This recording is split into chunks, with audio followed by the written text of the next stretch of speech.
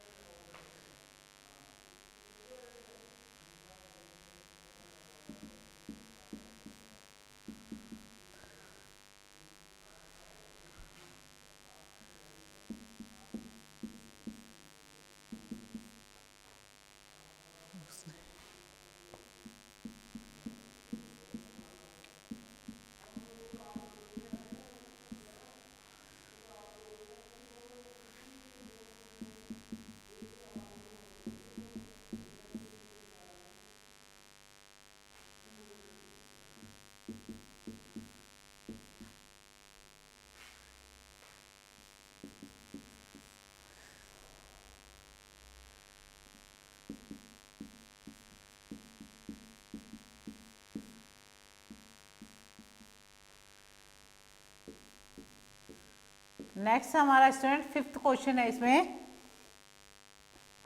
मैं अपने पीछे भारत का किनारा ही नहीं अपने बचपन को भी छोड़े जा रहा था।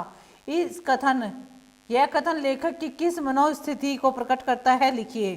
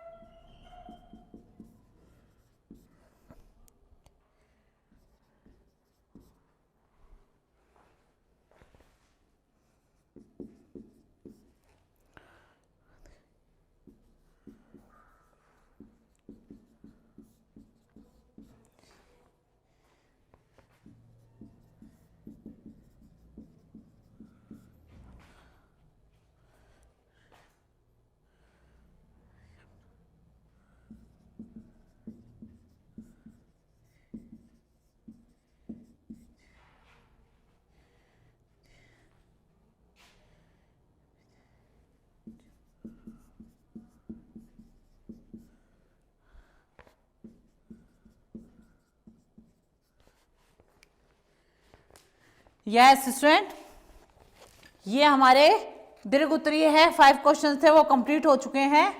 उसके आफ्टर हमारे इसमें दे रखे हैं, एक पैराग्राफ दे रखा है, पैराग्राफ में पढ़ रही हूँ आपको। हमें प्राचीन धर्मों, परंपराओं, आदर्शों और रीति रिवाजों का आदर करना सिखाया जाता। मुझे रामायण और महाभारत से तो लगाव हो ही चुका था, अब प्राचीन बांग्ला पुस्तकों को पढ़ने की रुचि भी जागी। वे किताबें सोने वाले कमरों में अलमारियों में बंद रहती थी। उन्हें निकालने के लिए कभी कभी चाची की साड़ी के छोर से बंधे चाबी के गुच्छों को चुराना भी पड़ता था। ये बात कौन कह रहे हैं? लेखक रविंद्रनाथ टैगोर कह रहे हैं।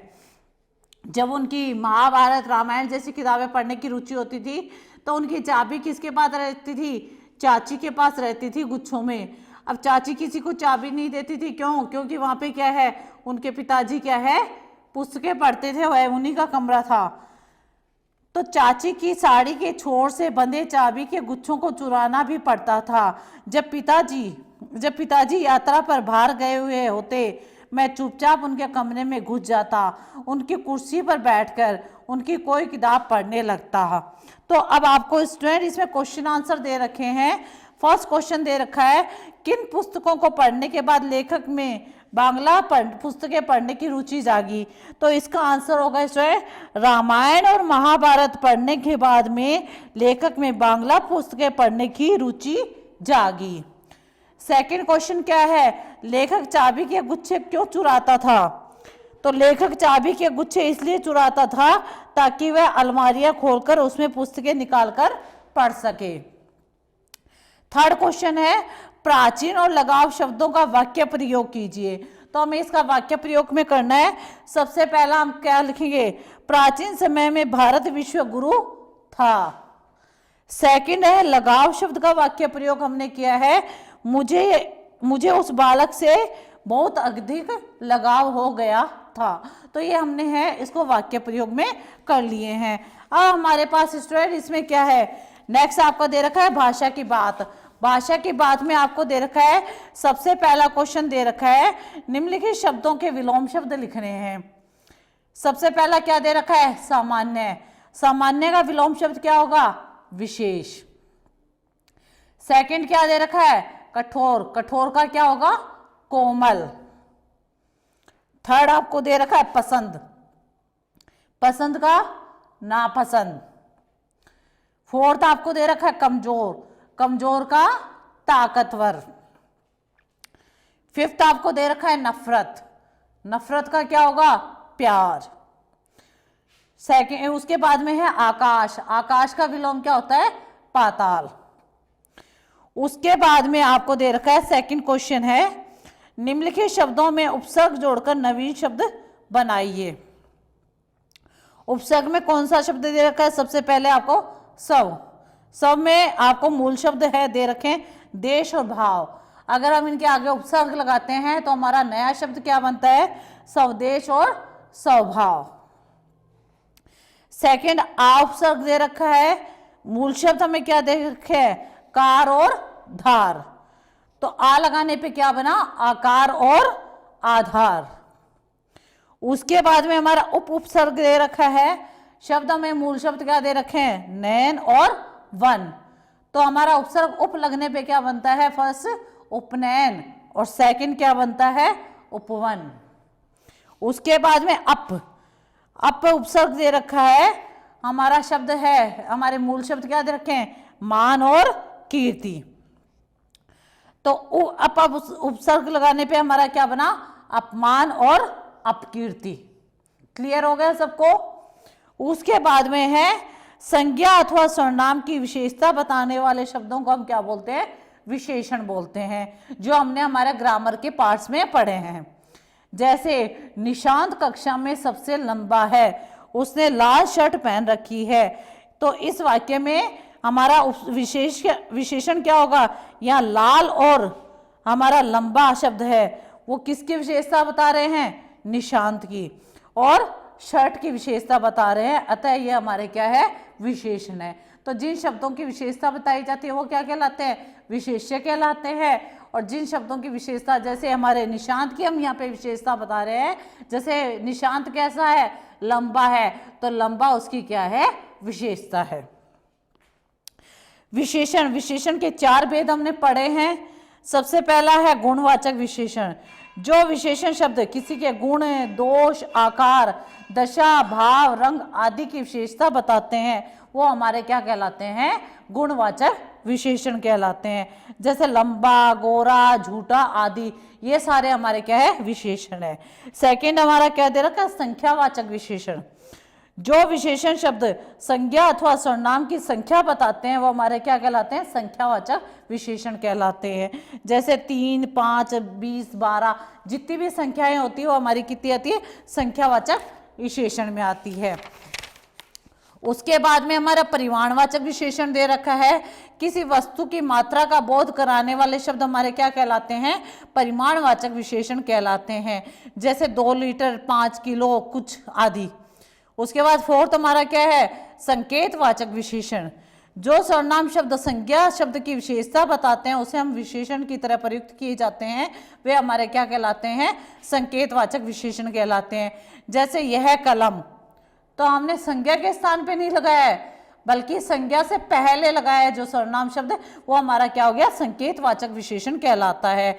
उस व्यक्ति, हमने क्या है? संकेत किया है, उस व्यक्ति की ओर संकेत किया है। तो वैसे ही आपको इसमें दे रखा है निम्नलिखित वाक्यों में विशेषण शब्दों को रेखांकित कर उसके भेद का नाम लिखना है। छुआछूत के मामले में वह बहुत कठोर था, तो इस वाक्य में हमारा विशेषण क्या है? कठोर। कठोर को अंडरलाइन कीजिए, रेखांकित कीजिए। और ये कौन सा विशेषण है? गुणवाचक विशेषण है। सेकंड है कम खाकर भी मैं कमजोर नहीं हुआ, तो कमजोर नहीं है, ये हमारा क्या है? विशेषण है। और कौन सा है? गुणवाचक विशेषण है। थर्ड आपको दे रखा है मैं अपने पिताजी की 14वीं संतान था, तो ये 14वीं शब्द है वो हमारा अंडरलाइन करो, और ये हमारा क्या है? संख्यावाचक विशेषण है। उसका पेबंद लगा काला छाता मुझे दिखाई पड़ा, तो इसमें काला शब्द है, काला रंगों का नाम है, वो किस में आता है? गुणवाचक विशेषण में। उसके बाद जो मुंशी जी मेरे भैया को पढ़ाते थे उनसे मैं छुट्टी की अर्जी लिखवाता, तो जो और उससे, ये हमारा क्या है? संकेतवाचक विशेषण है।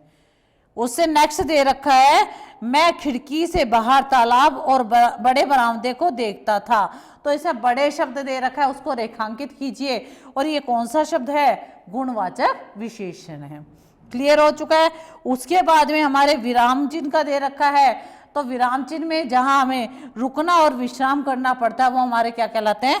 विराम चिन्ह कहलाते हैं। नीचे आपको क्या है? फोर्थ क्वेश्चन में है उचित स्थान पे विराम चिन्ह लगाने हैं हमें। तो फर्स्ट वाक्य दे रखा है कभी स्कूल जाने का मन होता तभी पेट दर्द के बहाने किया करता, तो स्टूडेंट कभी स्कूल जाने का मन न होता, उसके बाद में आप क्या लगाओगे? कोमा। तभी पेट दर्द के बहाने किया करता, लास्ट में हम क्या लगा देंगे? विराम चिन्ह यानी फुल स्टॉप लगा देंगे। सेकंड है सत्य मुझे एक बात के लिए हमेशा डराता था, फिर आपका निर्देशक चिन्ह लगा दीजिए, डैश लाइन कर दीजिए। और उसके बाद में हमारा दोहरा उद्धरण चिन्ह, किस बात के लिए? शांति निकेतन कभी मत जाना, तो दोहरा उद्धरण चिन्ह हम ब्रैकेट में इसको कर देंगे, यानी किसी बात को ऐसा का ऐसा कहना हमारा किस में आता है? दोहरे उद्धरण चिन्ह में आता है। थर्ड वाला है मुझे आश्चर्य होता, फिर हम क्या है इसमें? दोहरा उद्धरण चिन्ह लगाएंगे, क्यों से पहले। नहीं जाना, पिताजी वहां जाते हैं, वहां उनका मकान है, हम लास्ट में दोहरा उद्धरण चिन्ह को बंद कर देंगे और फुल स्टॉप लगा देंगे। उसके बाद में फोर्थ दे रखा है, पिताजी ने मुझे बुलाया और पूछा। निर्देशक चिन्ह लगाओगे, डैश करोगे स्टूडेंट, और दोहरे उद्धरण चिन्ह में क्या लिखोगे, तुम कुछ महीनों के लिए मेरे साथ यात्रा पर जाना पसंद करोगे। दोहरा उद्धरण चिन्ह को बंद कर दीजिए। और स्टूडेंट हमारा इसमें क्या है, पिताजी हमें क्या पूछ रहे हैं, प्रश्न पूछ रहे हैं कि जाना पसंद करोगे, तो वाक्य के अंत में हम क्या लगा देंगे, प्रश्नवाचक का चिन्ह लगा देंगे। नौकर दूर बैठकर पूरी को हिलाता रहता और पूछता। दोहरा उद्धरण चिन्ह स्टार्ट कीजिए, तुम्हें और चाहिए। इसमें क्या किया गया है, प्रश्न किया गया है, तो लास्ट में हम क्या लगाएंगे, प्रश्नवाचक का चिन्ह लगाएंगे और दोहरा उद्धरण चिन्ह को बंद कर देंगे। क्लियर हो गया सर इस वाक्य को।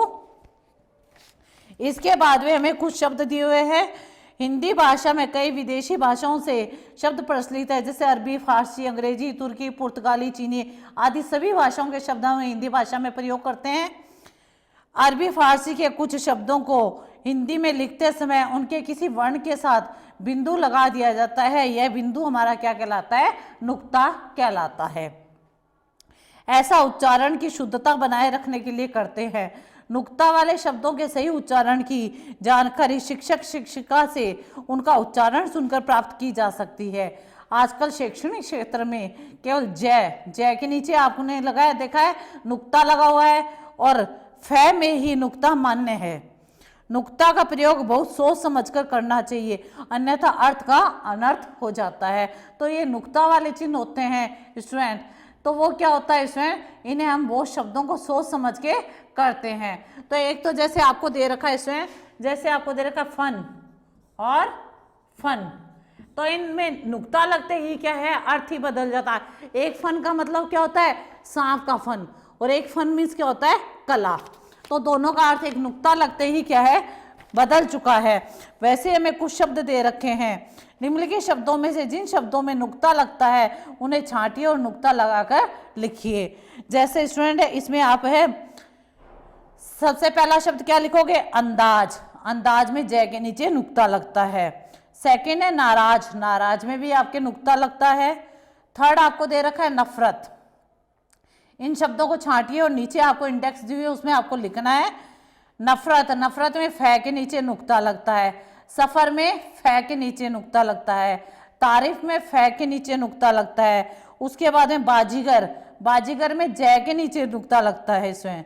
जहाज में भी जय के नीचे नुक्ता लगता है, और अर्जी, अर्जी में आपका जय के नीचे नुक्ता लगता है। तो नुक्ता लगने पे क्या है, हमारे इन शब्दों का अर्थ ही बदल जाता है। अगर हम नुक्ता नहीं लगाते तो उस शब्द का अर्थ ही दूसरा हो जाता है। तो ये हमारे नुक्ता वाले शब्द है, वो विदेशी शब्द होते हैं जो दूसरी भाषा के शब्द है जिनको हम हिंदी में प्रयोग करते हैं। क्लियर हो चुका है स्टूडेंट, आपका ये चैप्टर भी कंप्लीट हो चुका है, आपके इंडेक्स और क्वेश्चन आंसर भी कंप्लीट हो चुके हैं। Okay, thank you.